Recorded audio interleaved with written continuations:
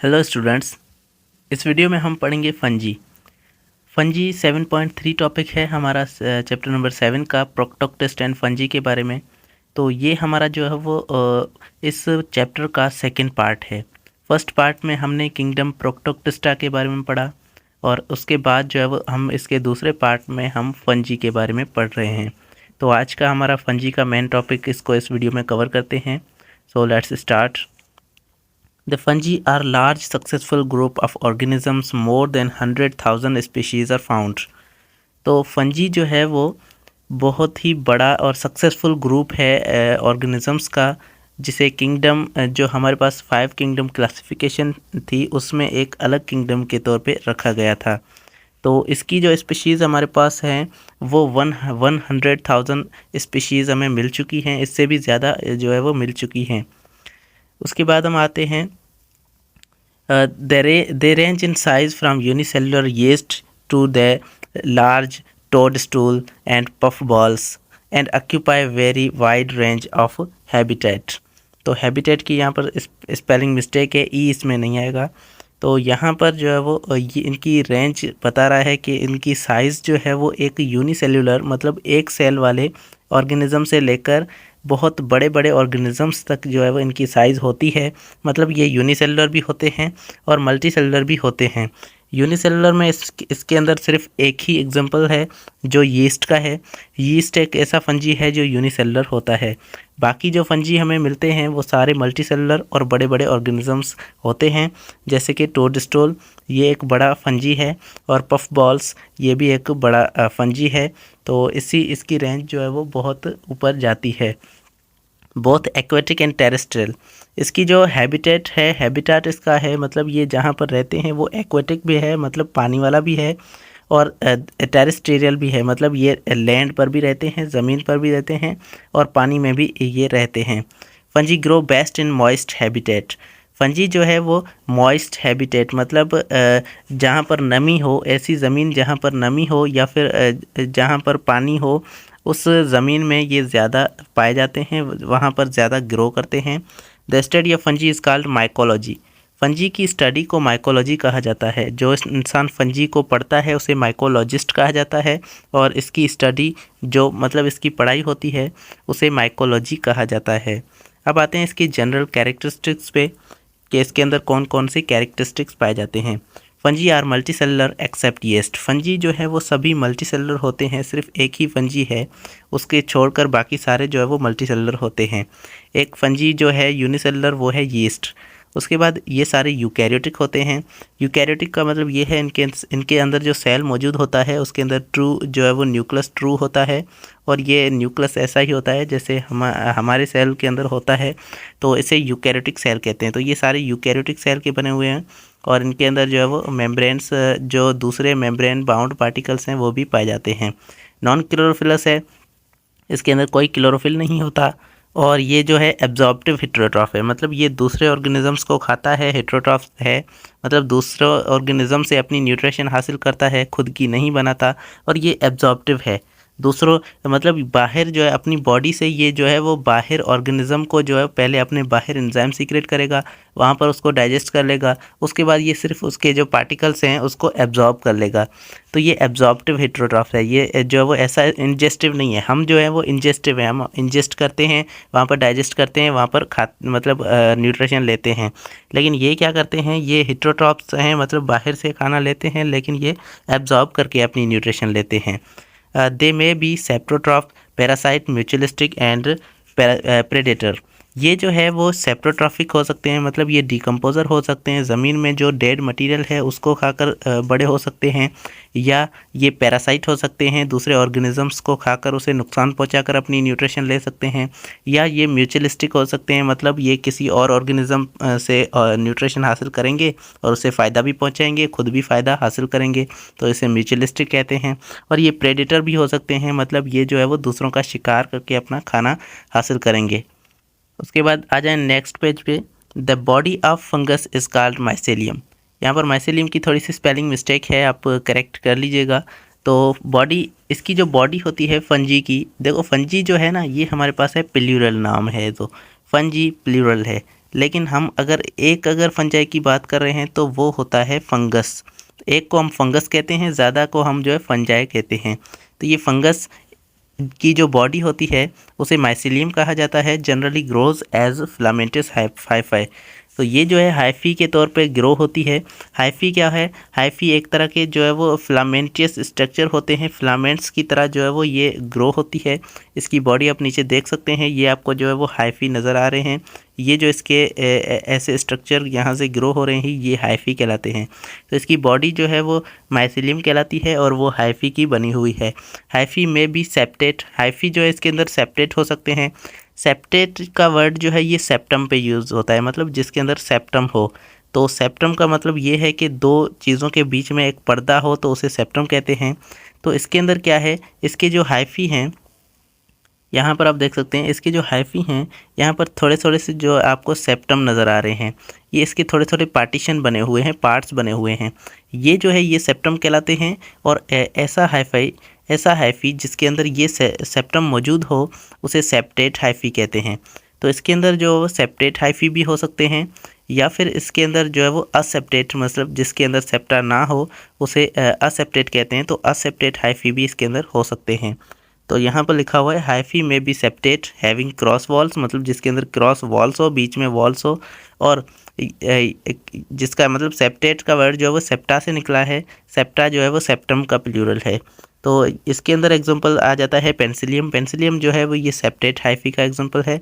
असेप्टेट भी हो सकता है लैकिंग क्रॉस वॉल, जिसके अंदर क्रॉस वॉल ना हो और वो कॉइनोसाइटिक होता है, मतलब जिसको उसके अंदर बहुत ज़्यादा न्यूक्लियस पाए जाते हैं। और जिसका एग्जांपल हमारे पास म्यूकोर है। तो यहाँ पर आप देख सकते हैं एक जो है वो ये सेप्टेट है और ये दूसरा असेप्टेट है। असेप्टेट को जो है वो कॉइनोसाइटिक भी कहते हैं क्योंकि इसके अंदर ज़्यादा न्यूक्लियस यहाँ पर पाए जा रहे हैं। एक असेप्टेट, एक कॉइनोसाइटिक हाइफी। तो यहाँ पर हमारे पास ये दो एग्जांपल थे इसके। एक का एग्जांपल पेंसिलियम है, दूसरे का म्यूकोर है। हाइफी में pack together and organize to form complex reproductive structure in mushroom, puff balls and morels. Hyphae जो है ये टाइटली खुद जो है वो ऑर्गेनाइज होकर, एक तरह से ऑर्गेनाइज होकर अपने आप को एक तरतीब देकर ये एक तरह का कॉम्प्लेक्स स्ट्रक्चर बनाते हैं। और वो रिप्रोडक्टिव स्ट्रक्चर होता है कुछ फंजाई के अंदर, जैसे कि मशरूम हो गया।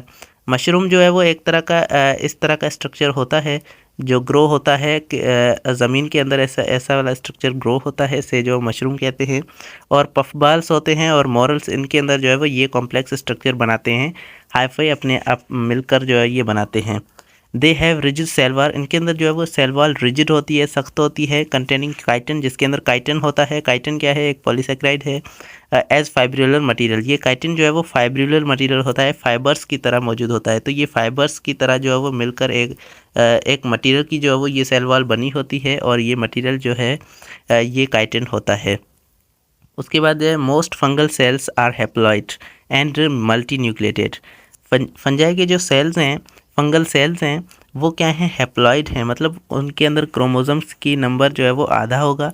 और ये मल्टी न्यूक्लिएट हैं, मतलब इसके अंदर बहुत ही ज़्यादा मतलब न्यूक्लियस मौजूद होंगे, एक न्यूक्लियस नहीं होगा, बहुत ही ज़्यादा न्यूक्लियस जो है इनके सेल के अंदर पाए जाएंगे। उसके बाद multinucleate vegetative cells are called homokaryon if nuclei are same and heterokaryon if the nuclei are different. तो ये जो मल्टी न्यूक्लिएट सेल हैं, वेजिटेटिव सेल हैं, क्योंकि इनके अंदर जो रिप्रोडक्टिव सेल होते हैं वो डिफरेंट होते हैं। इनके अंदर जो ऐसे सेल पाए जाते हैं जो न्यूक्लियस के अंदर नहीं शामिल होते, जो रिप्रोडक्शन के अंदर शामिल नहीं होते, उसे वेजिटेटिव सेल कहते हैं। और ये वेजिटेटिव सेल जो हैं वो दो टाइप्स के होते हैं। एक ऐसे सेल्स होते हैं जिसे होमोकैरियन कहा जाता है। और होमोकैरियन वो सेल्स होते हैं जिनके अंदर न्यूक्लियस जो है वो सभी एक तरह के न्यूक्लियस होते हैं। अगर न्यूक्लियस आपस में डिफरेंट हैं तो उसे हेटेरोकैरियन कहते हैं। मतलब अगर हमारे पास एक सेल के अंदर जितने भी न्यूक्लियस हैं वो सभी एक ही तरह के, एक ही जैसे न्यूक्लियस हैं तो उसे होमोकैरियन कहते हैं। अगर डिफरेंट तरह के न्यूक्लियस हैं तो उसे हेटेरोकैरियन कहते हैं।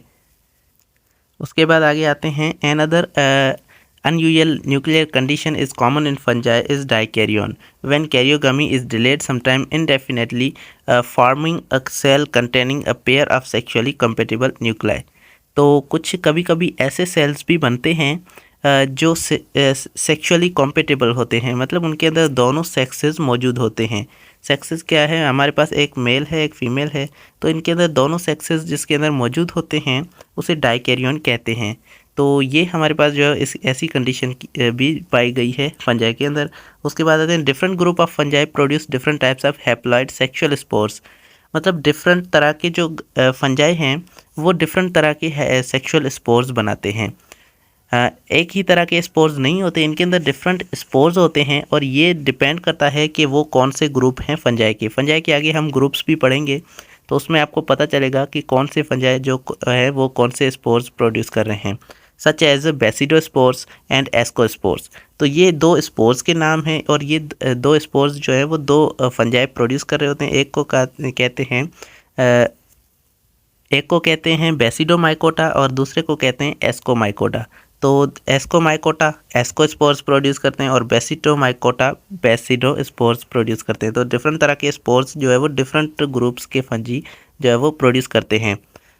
सब्सटिक्वेंट अपॉन मियोसिस इन जाइगोट, और ये जाइगोट के अंदर जो है इनका ये जो है वो आपस में मिलकर एक ही तरह के बन जाते हैं। डिप्लॉयड होता है zygote, diploid zygote nuclei forms sexual reproduction. तो जब सेक्सुअल रिप्रोडक्शन होती है उसके अंदर जो जाइगोट बनता है वो जाइगोट डिप्लॉयड होता है, मतलब उसके अंदर क्रोमोसोम्स की तादाद जो है वो डिप्लॉयड होती है, बराबर होती है। They have a characteristics mitosis called nuclear mitosis, during which nuclear membrane does not break and spindle fibers is within the nuclei, formed within the nuclei। तो इसके अंदर एक ऐसी कंडीशन आती है जिसे न्यूक्लियर माइटोसिस कहते हैं और इसके अंदर जो है इसके न्यूक्लियस जो है वो डिवाइड होते हैं और दो न्यूक्लियस बन जाते हैं without breaking the nuclear membrane. Nuclear membrane नहीं टूटती लेकिन न्यूक्लियस जो है वो दो बन जाते हैं। वो कैसे बनते हैं, क्योंकि इसके अंदर न्यूक्लियस के अंदर ही जो है वो स्पिंडल फाइबर्स आ जाते हैं और उसकी वजह से जो है वो दो न्यूक्लियस इसके अंदर बन जाते हैं। तो ये जो कंडीशन है ये न्यूक्लियर माइटोसिस कहलाती है। न्यूक्लियस के अंदर माइटोसिस होता है तो इसे न्यूक्लियस माइटोसिस कहते हैं। Fungi are absorptive heterotrophs, fungi absorptive heterotrophs हैं, मतलब जो है वो दूसरों से खाना हासिल करते हैं लेकिन उसको बाहरी एब्जॉर्ब करके अंदर लेते हैं। उसके बाद आते हैं digestion if necessary performed by the fungus secreting enzyme out of the body to its food. इसके अंदर अगर फूड ऐसा है कि वो डाइजेस्ट किया जा सके, फूड को डाइजेस्ट करना होता है, तो ये क्या करते हैं एंजाइम्स को बाहर रिलीज़ कर देते हैं और बाहर ही खाने को डाइजेस्ट करके उसको एब्जॉर्ब करते हैं।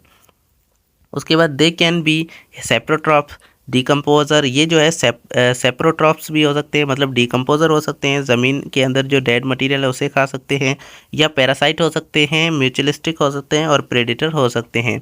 तो ये जो है हम पहले पढ़ चुके हैं। उसके बाद आते हैं saprotrophs obtain their food by dead organism. Saprotrophs वो होते हैं जो डेड ऑर्गेनिज्म से अपना खाना हासिल करते हैं, जो ज़मीन के अंदर मरा हुआ जो ऑर्गेनिक मैटर है उससे अपना खाना हासिल करते हैं, उसे जो है वो सेप्रोट्रॉप्स कहते हैं।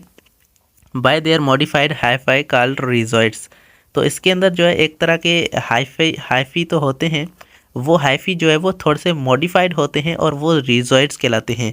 जैसे हमारे पास प्लांट्स के अंदर जो है वो रूट्स होती हैं, ऐसे ही यहाँ पर फंजाई के अंदर जो है वो रिजॉइड्स होते हैं और ये रिजॉइड्स कुछ मॉडिफाइड हाईफी के तौर पे काम करते हैं और ये जो है न्यूक्लियर जो ऑर्गेनिक मैटर है उसको जो है वो खाते हैं।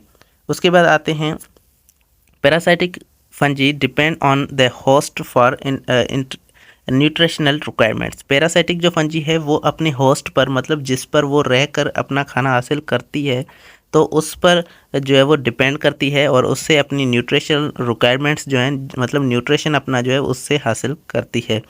उसके बाद they obtain food from the host through special hyphae called haustoria. इनके अंदर जो है एक स्पेशल हाइफी होता है जिसे होस्ट्रिया कहते हैं और ये होस्ट्रिया जो है ये दूसरे ऑर्गेनिज्म से जो है वो खाना हासिल करता है। Parasitic fungi may be facultative which can grow on their host cell as well as artificial media, or may be obligate such as grow only on the host cell। तो जो पैरासाइटिक फंजी है, मतलब ऐसी fungi जो दूसरों पर depend करती है, दूसरों से अपना खाना हासिल करती है, वो फंजी जो है वो फैक्यूलेटिव हो सकती है। फैक्यूलेटिव का मतलब ये है कि वो जो है वो बाहर भी मतलब उस किसी होस्ट पर भी जो है वो अपना खाना हासिल कर सकती है, और लेकिन वो बाहर भी कुछ सर्वाइव कर सकती है किसी इन्वायरमेंट में, किसी आर्टिफिशियल मीडियम के अंदर भी वो जो है वो सर्वाइव कर सकता है। लेकिन दूसरे किस्म के फंजी होते हैं जो ऑब्लिगेट होते हैं। ये पैरासिटिक फंजी जो है वो इस तरह के होते हैं कि ये सिर्फ होस्ट के ऊपर ही रहकर अपना खाना हासिल करेंगे, वरना ये जो है दूसरे किसी आर्टिफिशियल मीडिया के अंदर नहीं रह सकते। Some fungi are predator, some fungi जो है कुछ प्रेडेटर हैं, मतलब शिकार करते हैं। Trap other organisms host and use them as food, दूसरों को पकड़ लेते हैं, दूसरे ऑर्गेनिजम्स को, और उनको खाते हैं, फूड के तौर पे उनको यूज़ करते हैं। Mutualistic fungi live on other organisms, mutualistic fungi है जो दूसरे ऑर्गेनिजम्स पर रहते हैं और उनसे खुद फ़ायदा हासिल करते हैं और उनको भी फ़ायदा पहुंचाते हैं। Most fungi can reproduce asexually, बहुत सारे फंजी जो है वो असेक्सुअल रिप्रोडक्शन करते हैं, असेक्सुअली रिप्रोड्यूस करते हैं, एज वेल एज सेक्सुअली, और सेक्सुअली भी करते हैं। Except imperfect fungi where sexual reproduction has not been observed, और एक तरह के फंजी हैं जो इम्परफेक्ट फंजी है, मतलब वो सही से मतलब इतने परफेक्ट फंजी नहीं हैं और वो सेक्सुअल रिप्रोडक्शन नहीं कर सकते। बाकी तकरीबन जो सारे फंजी हैं वो सेक्सुअल और असेक्सुअल दोनों तरह की रिप्रोडक्शन करते हैं। Asexual reproduction take place by spores, conidia fragmentation और बडिंग। असेक्सुअल रिप्रोडक्शन जो है 3 तरीक़ों से होती है। एक है स्पोर्स, वो स्पोर्स बना के अपनी रिप्रोडक्शन करते हैं, या कॉनेडिया फर्मेंटेशन करते हैं, मतलब कॉनेडिया फॉर्मेशन करते हैं, और फ्रेगमेंटेशन ये अलग है। फ्रेगमेंटेशन मतलब अपने आप के जो है वो फ्रेगमेंट्स बना लेते हैं और उससे जो है वो छोटे छोटे दूसरे फंजाई जन्म लेते हैं, तो ये फ्रेगमेंटेशन हो जाता है। कॉनेडिया जो है वो एक तरह का ऊपर स्ट्रक्चर बनाते हैं, और ये कॉनेडिया जो है इससे भी नया ऑर्गेनिज्म बन सकता है, और ये बडिंग के तौर पर मतलब छोटा सा बड बनाकर उससे ग्रो करके उससे भी असेक्सुअल रिप्रोडक्शन कर सकते हैं। During sexual reproduction fusion of haploid nuclei and meiosis are common in all fungi. Reproduction के अंदर ये जो है न्यूक्लाई की फ्यूजन करते हैं, और हैप्लॉइड जो न्यूक्लियस होते हैं वो आपस में फ्यूज़ होते हैं, और ये जो है सभी फंजी के अंदर होता है। If carbohydrate is stored it is usually as glycogen not starch. Previously fungi were regarded as plants as they resemble plants in the cell wall lacking centriole and non motile. तो यहाँ पर जो है वो इनके अंदर अगर कार्बोहाइड्रेट को स्टोर करना है, कार्बोहाइड्रेट को अगर ये स्टोर करेंगे तो ये ग्लाइकोजन की सूरत में स्टोर करेंगे। याद रहे ग्लाइकोजन जो है ये एनिमल्स के अंदर मिलता है, और ये स्टार्च जो है ये प्लांट्स के अंदर मिलता है। तो ये दोनों जो है वो ये कार्बोहाइड्रेट को स्टोर करने के लिए होते हैं। तो कार्बोहाइड्रेट को ये जब स्टोर करते हैं तो ये ग्लाइकोजन के तौर पे स्टोर करते हैं और स्टार्च के तौर पे स्टोर नहीं करते। तो इसका मतलब ये है कि ये जो है वो एनिमल से रिजेंबल करते हैं, प्लांट से भी रिजेंबल करते हैं। तो वो कैसे करते हैं, क्योंकि इनके पास सेल वॉल नहीं होती। पहले जो है इनके पास सेल वॉल तो होती है, लेकिन पहले जो है इनके पास इनको प्लांट्स के जो है वो रिजेंबल किया जाता है, इनको प्लांट्स माना जाता था। क्यों माना जाता था, क्योंकि इनके पास जो है वो सेल वॉल होती थी और इनके पास सेंट्रियोल नहीं होते थे, और ये नॉन मोटाइल होते थे, एक जगह से दूसरी जगह नहीं जा सकते थे, तो इसीलिए इनको प्लांट्स के तौर पर कंसिडर किया जाता था।